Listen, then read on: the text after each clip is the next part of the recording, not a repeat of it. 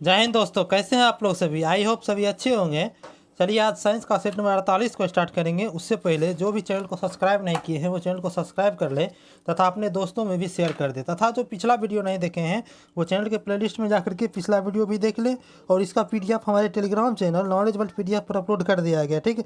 और knowledge world PDF Telegram channel का link इस वीडियो के डिस्क्रिप्शन में दे दिया गया है। चलिए आज का पहला प्रश्न को देखते हैं। पहला प्रश्न क्या कहता है कि यदि किसी बिंदु से 1 सेकेंड में जो है 6.28 गुना 10 पावर 18 इलेक्ट्रॉन प्रवाहित हो तो विद्युत धारा का मान क्या होगा। ठीक नहीं, यहाँ विद्युत धारा का मान हमसे पूछा है। ठीक, यहाँ हमको क्या क्या दे दिया है। देखिए हमको 1 सेकेंड यानी टी दे दिया है 1 सेकेंड। उसके बाद जो है 6.28 गुना 10 पावर 8 इलेक्ट्रॉन प्रवाहित होता है। ठीक ना, ये हमको दे दिया है इलेक्ट्रॉन। ई का मान 6.28 गुना 10 पावर 18 इलेक्ट्रॉन। ठीक ना, देखिए इसके लिए एक फार्मूला होता है कि क्यू बराबर एन ई। ठीक, क्यू बराबर एन ई या क्यू बराबर आई टी। ठीक, ये दोनों एक ही फार्मूला आता है, तो हम दोनों क्यू ही है तो एन ई बराबर आई टी हम लिख सकते हैं। ठीक, एन ई बराबर तो आई टी लिख सकते हैं। ठीक, यहाँ हमसे आई पूछा है तो फिर धारा का मान क्या है, यानी आई पूछा है तो आई बराबर क्या हो जाएगा, आई बराबर हो जाएगा आपको एन ई बाई टी। ठीक, यानी आई बराबर एन ई बाई टी हमने फार्मूला निकाला है। ठीक, तो एक फार्मूला यहाँ लिख देते हैं, आई बराबर एन ई बाई टी। हमसे आई ही पूछा है। यहाँ देखिए हमको देख क्या क्या दिया है। देखिए जो यहाँ पर जो है सबसे पहले देखिए आई क्या है, आई क्या है जो है आपको विद्युत धारा हो गया, यानी धारा हो गया। और एन क्या होगा, एन हो गया आपको त्याग या ग्रहण किया गया इलेक्ट्रॉन की संख्या हो गया। ठीक ना, उसके बाद जो है ई क्या है, ई का मान होता है आपको इलेक्ट्रॉन का चार्ज जो होता है, ई का मान 1.6 गुना 10 पावर -19 कूलम्ब होता है। ठीक ना, ई का मान। ठीक, और उसके बाद टी हो गया आपको समय। ठीक ना, हमसे यहाँ आई पूछा है। ठीक ना, तो आई अब हम निकाल देते हैं। देखिए आई यहाँ एक चीज़ और ध्यान में रखना है कि सभी चीज़ का मान जो है ना एसआई में रखना है। ठीक नहीं, यहाँ 1 सेकेंड दिया है तो इसको हम एसआई में ही रखेंगे तो सेकेंड ही ठीक है। 1 सेकेंड एसआई में ही है। ठीक, अब देखिए आई बराबर निकालते हैं, आई बराबर एन, एन का मान दिया है आपको 6.28 गुना 10 पावर 18 इलेक्ट्रॉन और गुना एन ई का मान क्या होता है, ई का कितना होता है 1.6 गुना 10 पावर -19 कूलम्ब अब बटा 1 सेकेंड एक। जब इसको हम सॉल्व करेंगे तो ये हमको आ जाएगा 1 एम्पियर। ठीक, तो इसका उत्तर क्या आ जाएगा 1 एम्पियर। ठीक है, जो कि ऑप्शन नंबर बी में दिया हुआ है। ठीक, चलिए अगला प्रश्न है कि एक वैद्युत गजेट 10 मिनट में जो है ये 0.6 एम्पियर की धारा खींची जाती है तो परिपथ के माध्यम से प्रवाहित होने वाले विद्युत आवेश की मात्रा क्या होगी। ठीक है, यहाँ पर हमसे विद्युत आवेश पूछा है। विद्युत आवेश क्या होता है, क्यू बराबर जो होता है आई टी या क्यू बराबर होता है आपको एन ई। यहाँ देखिए आई टी फार्मूला लगेगा क्योंकि देखिए हमको आई दे दिया है और समय भी दे दिया है। ठीक ना, तो क्यू हमसे पूछा है तो क्यू बराबर देख लीजिए आई का मान क्या है 0.6 एम्पियर। ठीक ना, गुना टी का मान है 10 मिनट, 10 मिनट है तो इसको हम सेकेंड में बदल देंगे तो 60 से गुना कर देंगे। अब देखिए इसको सॉल्व करते हैं, 10 यहाँ कट जाएगा, ये 6 यानी 360 कितना आया 360 कूलम। ठीक ना, जो कि ऑप्शन नंबर सी में दिया हुआ है। चलिए अगला प्रश्न है कि 9 एम्पियर की 0.9 एम्पियर की धारा 2 मिनट के लिए विद्युत बल्ब से एक फिलामेंट के द्वारा प्राप्त होती है तो सर्किट के माध्यम से बहने वाला आवेश इसमें क्या हो जाएगा। इसमें देखिए क्यू बराबर आई टी। ठीक ना, यहाँ देखिए आई हमको कितना दिया है 0.9 एम्पियर गुना टी क्या है 2 मिनट में, 2 मिनट यानी 120 सेकेंड। जब इसको हम सॉल्व करेंगे तो 12×108 यानी क्या हुआ 108 कूलम हो गया। ठीक है ना, जो कि ऑप्शन नंबर सी में दिया हुआ है। चलिए अगला प्रश्न है कि एक मनुष्य एक गतिमान रेलगाड़ी की इंजन की ओर मुंह करके बैठा है वह एक सिक्का उछालता है। ठीक, तो सिक्का उसके पीछे गिरता है तो रेलगाड़ी किस दिशा में चल रही है। ठीक है, देखिए इसमें 3 स्थिति होता है। ठीक ना, जब देखिए क्या होगा कोई एक गाड़ी है, जब जो हम एक समान वेग से अगर गाड़ी चल रहा है तो इसमें हम सिक्का उछालेंगे तो हमारे हाथ में ही गिरेगा। ठीक ना, और जब जो है गाड़ी जो है त्वरण के साथ चलेगा, यानी वेग यहाँ पर 2 किलोमीटर पर सेकेंड है, यहाँ पर 3 किलोमीटर, यानी कि त्वरण के साथ वृद्धि त्वरण होगा तो उसमें क्या हो जाएगा कि सिक्का जो है ना आपको देखिए सिक्का जब आप उछालिएगा तो आप सिक्का यहीं है, लेकिन आप जो है गाड़ी के साथ त्वरण के साथ आगे बढ़ गए। ठीक है, तो सिक्का कहाँ गिर जाएगा तो पीछे गिर जाएगा, यानी सिक्का पीछे गिर जाएगा। और इसमें तीसरा स्थिति ये होता है कि जब मंदता होती है यानी कि घटता हुआ तो वेग होता है, यानी कि जिसे हम मंदन कहते हैं, तो क्या होगा तो सिक्का आपके आगे में गिर जाएगा। ठीक नहीं, देखिए अब आपसे क्या क्वेश्चन में पूछा है कि एक मनुष्य एक गतिमान रेलगाड़ी के इंजन की ओर मुंह करके बैठा है तो वह सिक्का को उछालता है तो इसका सिक्का पीछे गिरता है, यानी कि सिक्का आपको कहाँ गिरा है, तो पीछे गिरा है। क्या है, ये बढ़ता हुआ त्वरण के साथ ये बढ़ रहा है, इसी कारण से इसका पीछे गिरा है, ठीक ना। तो इसका सही उत्तर हो जाएगा आपको आगे की ओर जो है त्वरित गति में है, ठीक ना। इसका सही उत्तर ऑप्शन नंबर सी हो जाएगा। चलिए अगला प्रश्न है कि एक यात्री एक चलती रेलगाड़ी में 5 रुपये का सिक्का उछालता है, यदि सिक्का आगे गिरता है, तुरंत बताए थे कि सिक्का आगे गिरेगा तो क्या होगा, वो एक मंदन की स्थिति हो जाएगा आपको, ठीक है, घटता हुआ त्वरण हो जाएगा। तो इसका सही उत्तर क्या हो जाएगा, ऑप्शन नंबर बी, एक समान मंदन से वह चल रही है। चलिए अगला प्रश्न है कि निम्नलिखित में से अनुचुंबकीय पदार्थ क्या होता है। देखिए पदार्थ जो है 3 प्रकार का होता है, एक होता है प्रतिचुंबकीय, एक होता है आपको अनुचुंबकीय, एक होता है आपको लौह चुंबकीय, ठीक है। प्रतिचुंबकीय कहते हैं आपको डायमैग्नेटिक, अनुचुंबकीय कहते हैं पारामैग्नेटिक, और लौह चुंबकीय कहते हैं फेरोमैग्नेटिक, ठीक ना। देखिए प्रतिचुंबकीय क्या होता है, ये चुंबक की ओर जो है ना आकर्षित नहीं होता है, ठीक ना। और अनुचुंबकीय जो होता है ये चुंबक की ओर हल्का सा आकर्षण होता है, लौह चुंबकीय जो है ये चुंबक की ओर पूरी तरह से आकर्षण होता है। देखिए इसका उदाहरण देख लीजिए, लौह चुंबकीय का उदाहरण होता है आपको लोहा हो गया, कोबाल्ट हो गया और निकेल हो गया। और अनुचुंबकीय में देखिए ऑक्सीजन हो गया, यानी अल्युमिनियम हो गया, मैग्नीशियम हो गया, जैसे यम जिसके साथ लगेगा ना मो ऑक्सीजन, और यम जिसके साथ वो लगा। और प्रतिचुंबकीय जो बाद बाकी जो भी होगा, जैसे कि कागज हो गया, पत्थर ईंटा होता है, जो कुछ भी हो सब प्रतिचुंबक, मतलब जो चुंबक को जो है ना प्रतिकर्षित करेगा तो वो प्रतिचुंबक क्या हो जाएगा।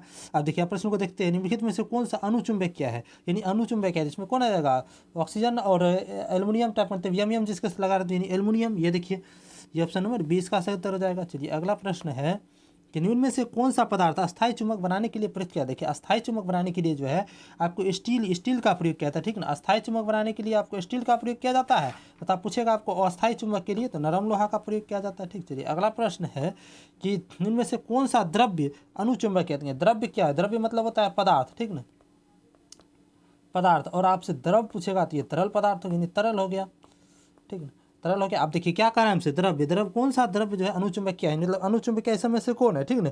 देखिए अनुचुंबक कौन हो जाएगा, ये यहाँ ऑप्शन इसी के अनुसार देखिए एल्युमिनियम हो जाएगा इसके अनुसार, ठीक। चलिए अगला प्रश्न है कि इनमें से कौन सा लौह चुंबकीय पदार्थ है, लौह चुंबकीय पदार्थ जो कि जो है आपको ये क्या करेगा, ये चुंबक की ओर जो है ना पूरा तरह से आकर्षित हो जाएगा, ठीक ना। इसमें कौन है, निकेल हो जाएगा, लोहा कोबाल्ट और निकेल तीनों क्या है, लौह चुंबकीय है, जो ऑप्शन नंबर ए में दिया हुआ है निकेल। चलिए अगला प्रश्न है कि एक ऊष्मा इंजन कार्नो चक्र पर कार्य करती है, यदि इसकी मोड़ी ताप 27 डिग्री सेल्सियस है तो इंजन की दक्षता 10% है, तो ऊष्मा का स्रोत था। देखिए कोई भी मशीन जो होता है ये कुछ ना कुछ इनपुट लिया है, ठीक। जितना वो इनपुट लिया है तो उससे हमेशा ये जो है ना कम ही आउटपुट देगा, ठीक ना।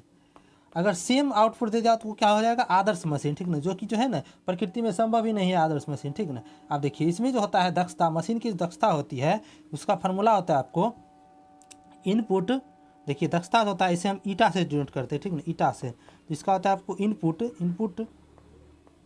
इनपुट माइनस आउटपुट, ठीक, इनपुट माइनस आउटपुट बटा इनपुट गुना 100 होता है, ठीक ना, इसका फार्मूला, ठीक है। यहाँ देखिए हम क्या दिया हुआ है, ऊष्मा इंजन का चक्र कार्य करता है, जबकि इसकी मोड़ी ताप 27, मोड़ी ताप मतलब क्या होगा कि आउटपुट हमको 27 डिग्री सेल्सियस दिया है, ठीक ना। यहाँ इसको हमको केल्विन में बदलना होगा क्योंकि SI मात्रक लेना है यहाँ पर, ठीक ना। तो 27 प्लस 273 कितना हो जाएगा, 27 प्लस 273 आपको हो जाएगा 300 केल्विन, ठीक है, 300 केल्विन हो जाएगा। देखिए अब आप इसको सॉल्व करते हैं, ठीक ना।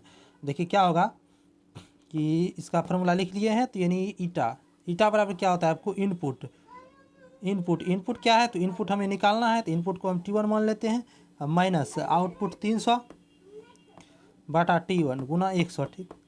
और ये हमको दे दिया है 10%, ठीक। अब देखिए इसको सॉल्व करते हैं तो ये 10 कट जाएगा, 0 0। देखिए इसको जब सॉल्व करेंगे ये कितना आ जाएगा, देखिए यहाँ आ जाएगा आपको 10T minus 3000 is equal to T। जब इसको हम सॉल्व करेंगे तो यानी T यानी कि इनपुट हमको कितना आ जाएगा, इनपुट हमको आ जाएगा आपको 333 केल्विन, ठीक ना, 333 केल्विन आ जाएगा। जब इसको हम डिग्री सेल्सियस में बदलेंगे तो इससे हम 273 घटा देंगे, कितना आ जाएगा यहाँ पर 60 डिग्री सेल्सियस इसका उत्तर आ जाएगा, ठीक है, जो कि ऑप्शन नंबर डी में दिया हुआ है। चलिए अगला प्रश्न है कि एक जो है आपको एलिमेंट के एलोट्रोप की भौतिक विशेषताएं भिन्न होती है, मतलब एक जो है एलिमेंट के जो एलिमेंट उसका जो है एलोट्रोप किसको कहते हैं, अपरूप की भौतिक विशेषता भिन्न किस में होती है, इसके जो है परमाणु संरचना भिन्न होती है, ठीक है, इसी कारण से इसका भौतिक संरचना क्या होता है, भिन्न होती है। इसका उत्तर ऑप्शन नंबर डी हो गया। चलिए अगला प्रश्न है कि ठोस के कणों के संदर्भ में निम्न में से क्या सही है, यानी ठोस कण में इस समय से कौन सा सही, ठीक है। वो देखिए ठोस का कण, देखिए कोई एक गैस होता है, ठीक, गैस है, गैस का कण जो है बहुत दूर हटा रहता है, ठीक। और द्रव का कण जो होता है उससे हल्का सा सटा होता है, यानी उतना नहीं, उससे अपेक्षा ज़्यादा सटा होता है। और ठोस का कण जो होता है ये पूरा अच्छे तरह से सघन होता है, एकदम पूरा अच्छी तरह से आकर्षित रहता है, ठीक, ठोस का कण, ठीक।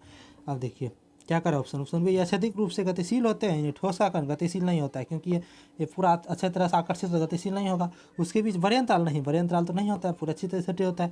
व्यवस्थित तरीके से विन्यासित होते हैं, उनमें से न्यूनतम आकर्षण नहीं, बहुत ज़्यादा आकर्षण होता है तभी तो सटा है। इसका सही उत्तर हो जाएगा व्यवस्थित तरीके से विन्यासित होती है, ठीक। इसका सही उत्तर ऑप्शन नंबर सी हो गया।